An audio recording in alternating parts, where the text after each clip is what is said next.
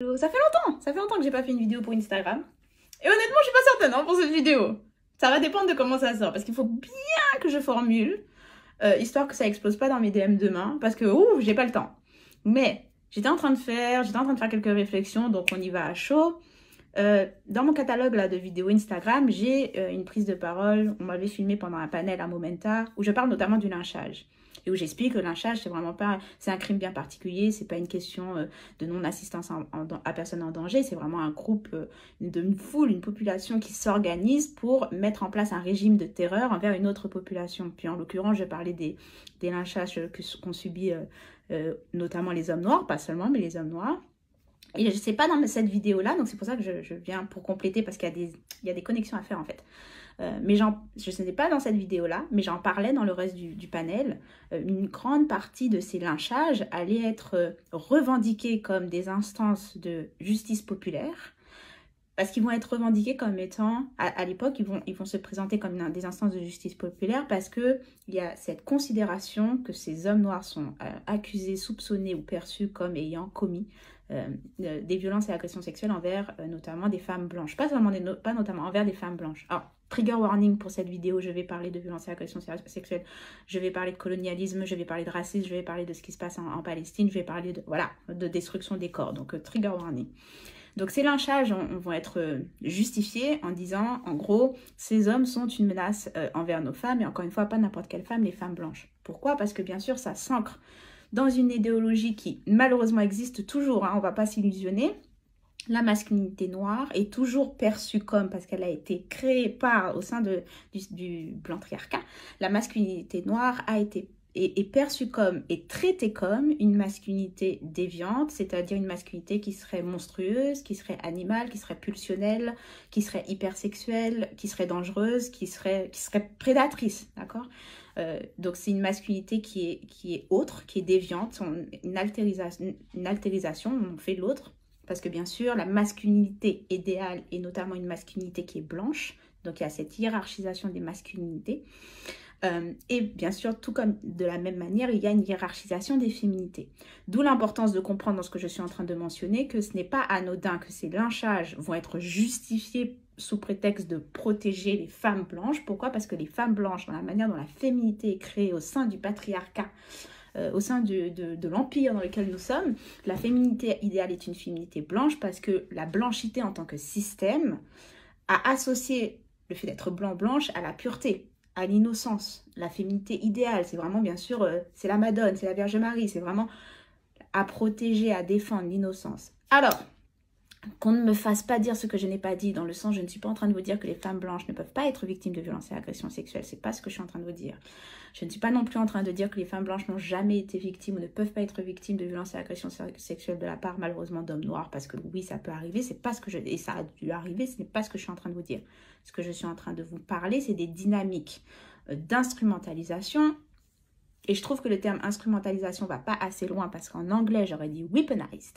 Donc vraiment utiliser comme une arme.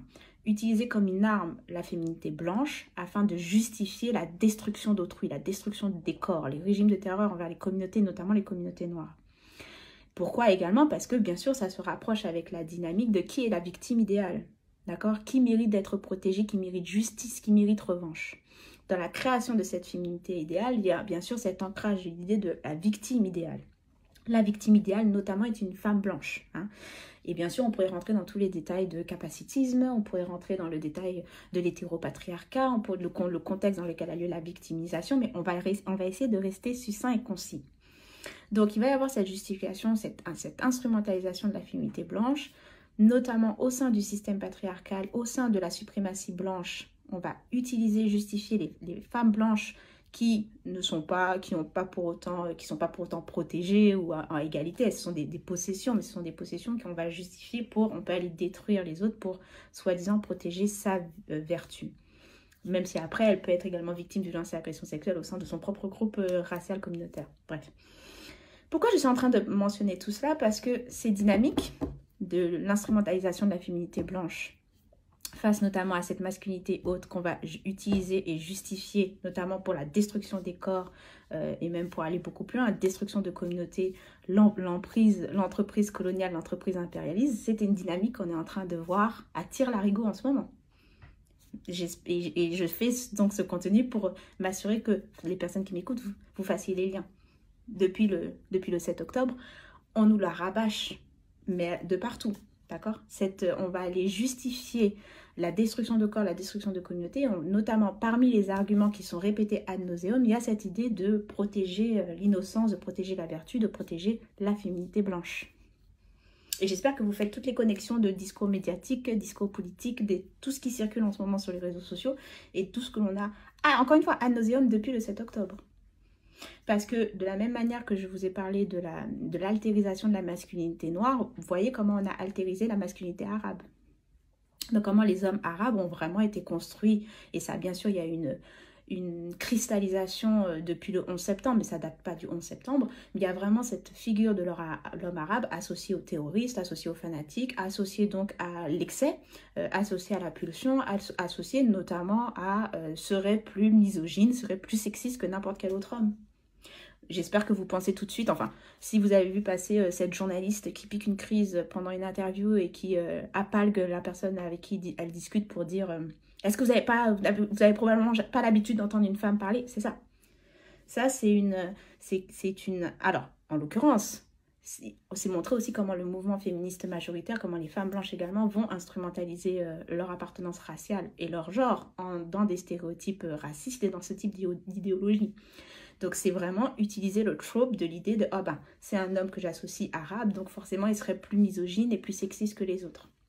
Ce qui ne veut pas dire, encore une fois, ne me faites pas dire ce que je n'ai pas dit, c'est qu'il ne veut pas dire qu'il n'y a pas de sexisme, de misogynie ou de patriarcat dans ces communautés, mais de la même manière qu'il y en a également. Il faut aussi voir comment le discours occidental fait en sorte que lorsque ce sont des hommes blancs qui sont sexistes, qui sont misogynes, on va les voir comme des exceptions, tandis que lorsque ce sont des hommes noirs ou lorsque ce sont des hommes arabes, par exemple, ça va être quelque chose de culturel. On va monter cela comme, ah bah oui, leur communauté est plus sexiste et plus patriarcale que les autres. Et on a l'impression, par exemple, qu'au sein des communautés blanches, il n'y a plus de féminicide, par exemple. Il n'y a plus de sexisme. Il n'y a plus de misogynie. Donc, vous faites les liens dans tout ça. Et pourquoi je dis...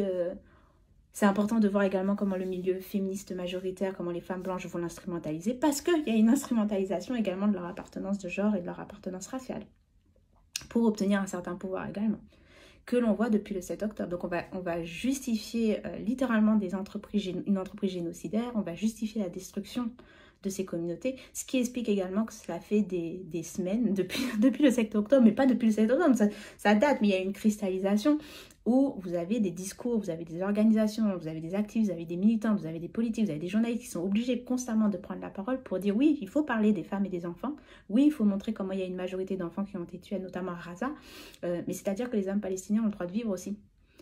Donc, est-ce qu'il y a un problème en fait avec le fait de dire les femmes et les enfants, les hommes ont le droit de vivre aussi? Et je sais que vous êtes capable d'avoir ce type de discours parce que vous avez profondément ancré l'idée que ces hommes arabes ne méritent pas la vie parce que ce sont des hommes que vous avez transformés en l'autre total, donc l'animal, la bestialité, l'altérité totale, mais ce sont des hommes aussi. Il y a de l'humanité également. Ils ont le droit de vivre. On va ouvrir une porte ouverte, c'est-à-dire que les hommes palestiniens ont le droit à la vie. Et encore une fois, de la même manière qu'on a des mouvements féministes, et là je ferai peut-être une autre vidéo parce que c'est spécifique, mais quand même la manière dont vous avez un féminisme majoritaire qui est monté au créneau pour dire « Oh, regardez ce qui est arrivé aux femmes israéliennes, les pauvres, etc. » Alors il faut dénoncer tout type de violence et agression sexuelle. Encore une fois, ne dites pas ce que je n'ai pas dit. N'allez pas dire que c'est justifié. Non, je n'ai pas dit ça. Ce que je suis en train de vous dire, c'est que par contre, où est le soutien aux femmes palestiniennes ? Malgré toute la documentation, les cas, les procès, depuis plus de 75 ans, où est le soutien aux femmes palestiniennes? Si vous voulez monter au créneau pour dénoncer les violences et l'agression sexuelle que subissent les femmes dans ces situations, on vous attend pour parler des femmes palestiniennes, parce qu'on a les cas, on a les données, on a les documents.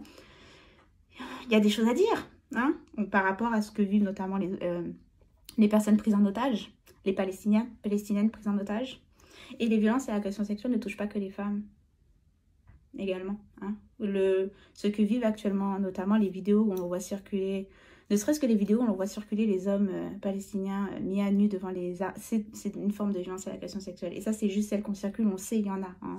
En tout cas, je voulais faire des liens par rapport à ça parce que communauté noire, communauté arabe, colonialisme, impérialisme, les dynamiques sont les mêmes en fait. Donc c'est pour ça qu'il faut une solidarité.